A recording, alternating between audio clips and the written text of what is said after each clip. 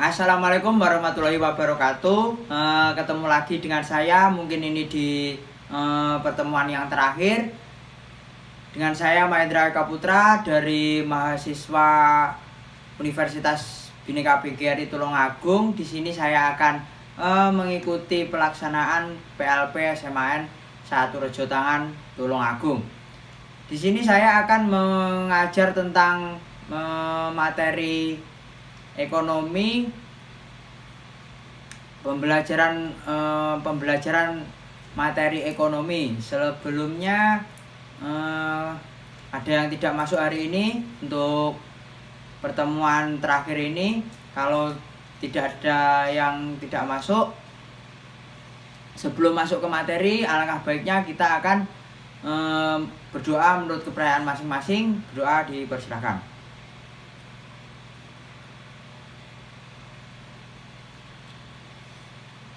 Oke, untuk materi yang pertama di sini ada pengertian dan manfaat kerjasama ekonomi internasional. Dalam definisi kerjasama ekonomi internasional merupakan suatu kerjasama dalam bidang ekonomi yang dilakukan oleh suatu negara dengan negara lain yang saling menguntungkan.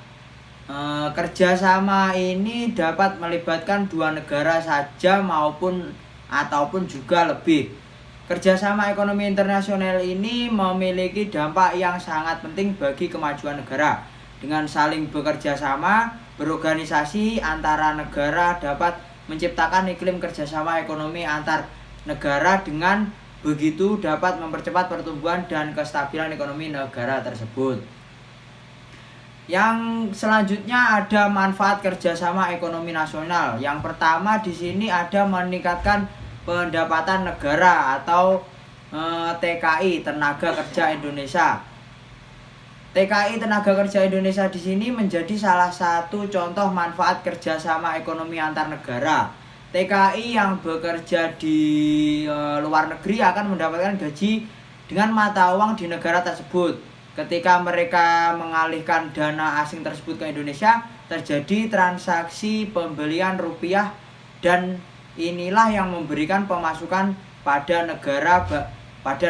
Bayangkan jika beberapa juta TKI di luar negeri yang melakukan transaksi seperti ini setiap bulannya, tentu hal ini sangat positif bagi kas negara, meningkatkannya pendapatan negara tersebut. Selain TKI, kegiatan ekspor juga berperan penting. Indonesia negara yang kaya akan hasil buminya, menjadi negara pemasok sumber-sumber bahan baku bagi negara-negara yang memiliki keterbatasan alam, sumber daya alam seperti Amerika dan Cina. Kedua contoh negara tersebut berperan penting dalam meningkatkan pendapatan negara dalam bentuk devisa yang terus bertambah, akan bermanfaat bagi percepatan pembangunan, pembayaran utang luar negeri, dan semakin meningkatkan pertumbuhan ekonomi.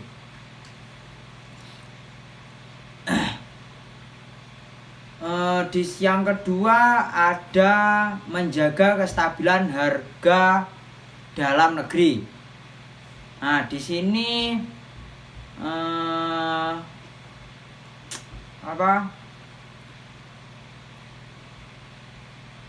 prinsip terbentuknya harga di pasar itu berkaitan dengan jumlah permintaan dan juga penawaran.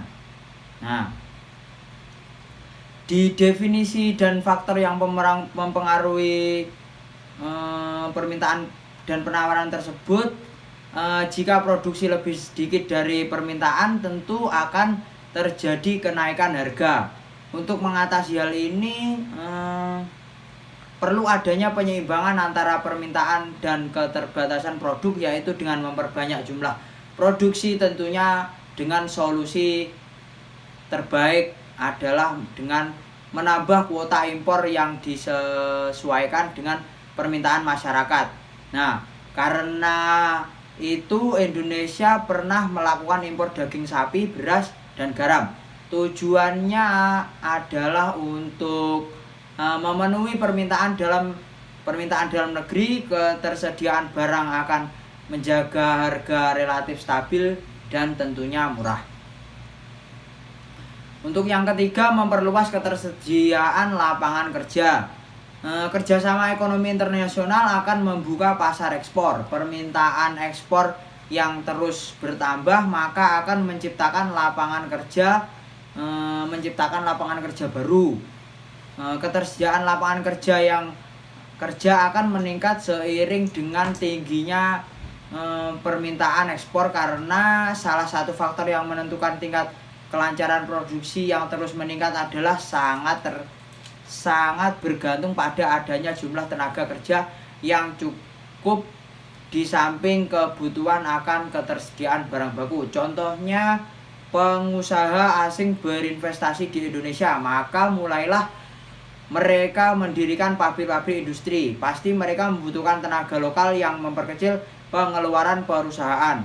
Peluang inilah yang akan membuka banyak ketersediaan lapangan kerja seiring bertambahnya investor yang masuk ke Indonesia.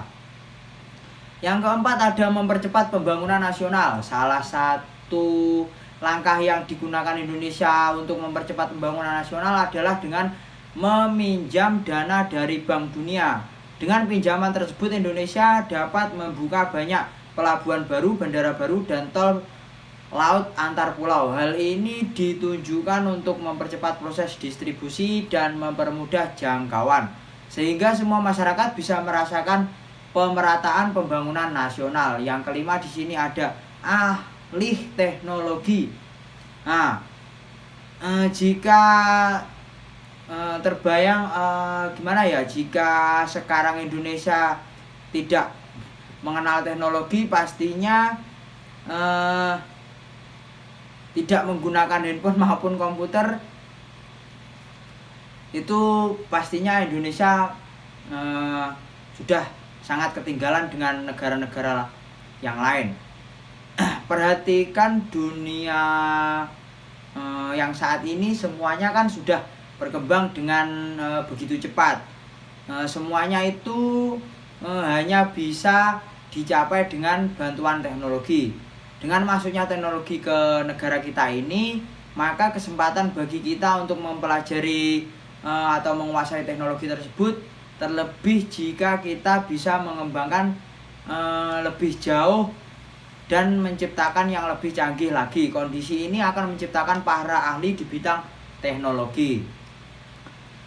Pembahasan yang kedua kali ini kita akan membahas tentang bentuk dan lembaga kerjasama ekonomi internasional. Yang pembahasan pertama ini berdasarkan letak geografisnya. Yang pertama, kerjasama ekonomi internasional. Kerjasama ekonomi internasional antar negara yang diikuti oleh negara dari berbagai belahan dunia, contohnya adalah World Bank atau Bank Dunia. Bank Dunia ini didirikan pada tahun 1944 yang berkedudukan di Washington DC, Amerika Serikat. Lembaga ini bertugas memberikan bantuan ekonomi untuk perbankan usaha-usaha dalam bidang pertanian, industri, jalan raya, dan pembangunan negara-negara di dunia. Biasanya dengan memberikan bantuan kredit jangka panjang untuk negara-negara berkembang dengan bunga yang sangat rendah. Yang kedua ada WTO atau World Trade Organization. WTO adalah organisasi yang dibentuk di Jenewa, Swiss tahun 1947. Bergerak di bidang perdagangan internasional untuk mempertahankan tata niaga internasional dan mengatur perdagangan secara umum. Tujuan pembentukan WTO adalah menghilangkan atau mengurangi tarif bea yang menghambat pandangan antar negara dan menyelesaikan sengketa dagang di antara anggotanya.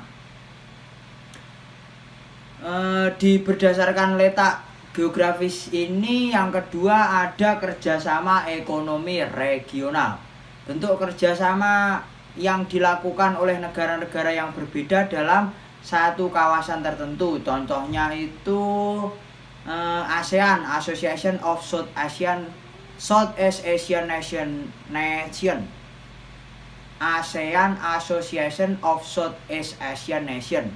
ASEAN merupakan lembaga kerjasama regional negara-negara Asia Tenggara di bidang seperti ekonomi, sosial, budaya, dan politik yang didirikan pada tanggal 18 Agustus 1967 di Bangkok, Thailand. ASEAN terdiri dari 10 negara, yakni Indonesia, Thailand, Filipina, Malaysia, Brunei Darussalam, Vietnam, Kamboja, Laos, dan Myanmar. Yang kedua di sini ada AFTA, ASEAN Free Trade Area. AFTA adalah kesepakatan perdagangan besar antar negara-negara yang tergabung di dalam ASEAN. Tujuan berdirinya AFTA di sini adalah sebagai yang pertama meningkatkan pertumbuhan ekonomi yang merata dan berkesinambungan. Yang kedua meningkatkan ekspor dan impor. Yang ketiga meningkatkan investasi bagi negara ASEAN. Masih berdasarkan letak geografisnya, yang ketiga ada kerjasama ekonomi antar regional. Kerjasama ekonomi ini dijalankan oleh dua lembaga ekonomi atau lebih antar wilayah regional. Contohnya adalah itu ada ASEM atau ASEM, Asian European Meeting. ASEM ini dibentuk untuk membicarakan permasalahan-permasalahan yang melibatkan negara-negara Eropa dan Asia. Forum ini membahas berbagai hal yang tidak dibatasi, tetapi selama ini membicarakan aspek ekonomi, politik, strategi pertahanan, pendidikan, kebudayaan, dan lingkungan hidup. Untuk yang kedua ada APEC, ASEAN Pacific Economic Corporation. Di APEC ini merupakan forum ekonomi untuk meningkatkan kerjasama dan liberalisasi perdagangan yang meliputi semua ekonomi besar di wilayah Asia Pasifik. Pertama kalinya dibentuk pada tahun 1989 saat pertemuan tingkat menteri negara-negara Asia Pasifik diadakan di Canberra, Australia. Yang kedua ada berdasarkan banyaknya negara peserta. Berdasarkan banyaknya negara peserta ini ada kerjasama ekonomi bilateral. Kerjasama bilateral adalah bentuk kerjasama ekonomi yang dilakukan antar dua negara. Kerjasama ini terjadi karena kedua negara saling mendapatkan keuntungan atau kedua negara memiliki hubungan yang sangat baik. Contohnya hubungan yang dilakukan oleh Arab Saudi dengan Indonesia tentang ibadah haji. Yang kedua kerjasama ekonomi multilateral.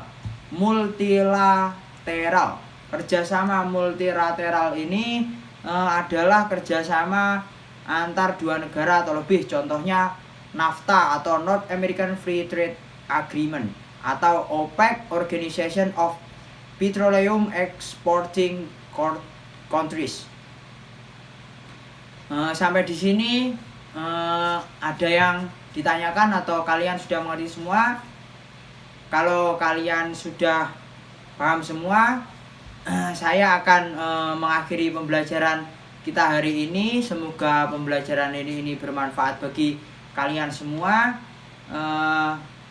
Semangat terus, tetap